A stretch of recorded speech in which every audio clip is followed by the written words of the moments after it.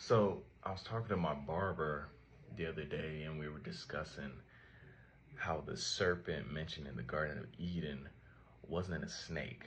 And my barber continued to inquire about it. I was like, yeah, man, like the the definition of serpent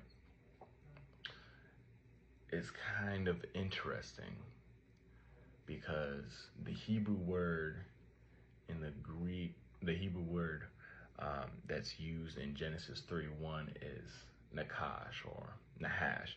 I'm probably butchering it, but if y'all want to look it up, it is just look up 5175 NACHASH in Strong's Concordance to get biblical word definitions and all that. And it says in the definition, it means serpent, to hiss, all of that, right? But then the Bible also talks about how the great serpent or the dragon in Revelation. I'm like, okay, this is dragon. We think of like wings and fire breathing legs, like and terror and all that. We don't think of like a cobra or anything. And the you know Genesis talks about how the beast, how the serpent, after he deceived Eve, was cursed to crawl on its belly. So it made me think, how can it be a snake when snakes already crawl on their belly? And also too, I thought of lizards and monitor lizards, and lizards technically crawl on their stomachs too because their arms are like on the sides of their body and their stomachs are very low to the ground. I'm like, they're crawling either way. And I'm like, ooh, could our context of interpretation be off? And I just started to dig a little bit. So the serpent and with the dragon and everything, who's to say that the serpent that was talking to Eve was a snake and wasn't something completely unknown? It could have been something on 4 legs, 2 legs, flying. And we associate it with, Satan, the Satan and Lucifer. And there's another, line of thought there too. So Paul talks about in the New Testament, be careful how you treat people because they could be an angel.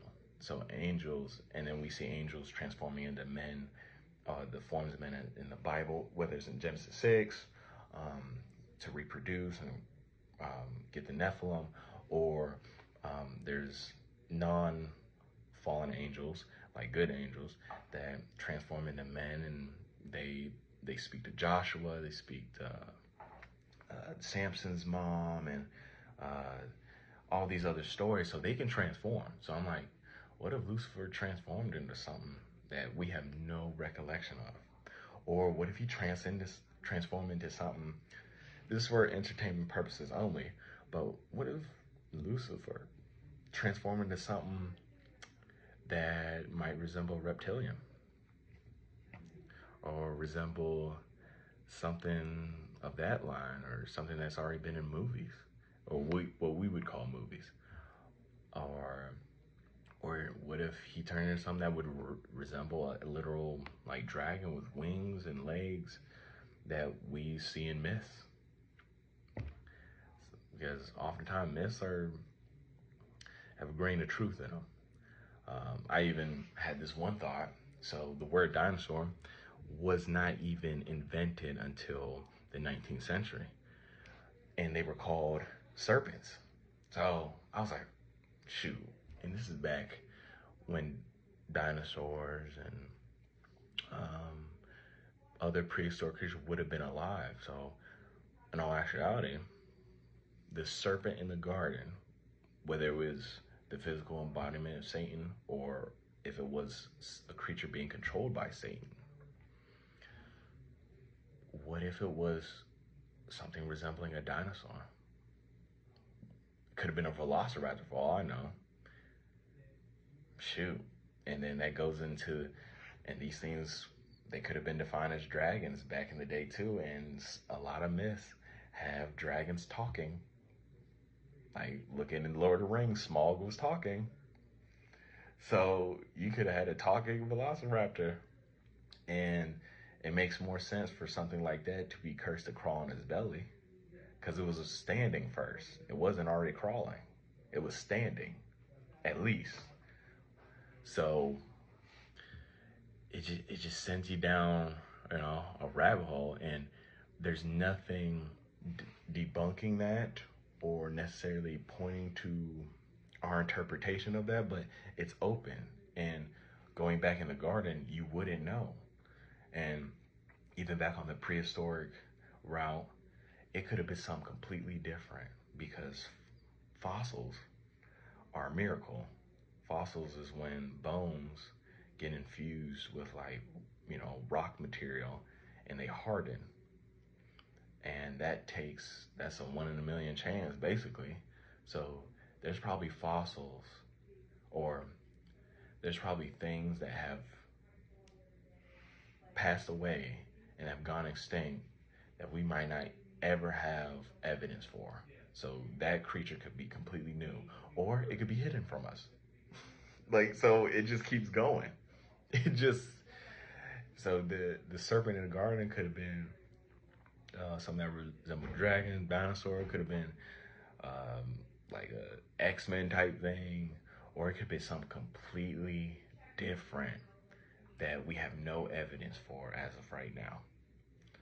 So yeah, like your interpretation of the Bible should not be boxed in by what you see out in the world right now.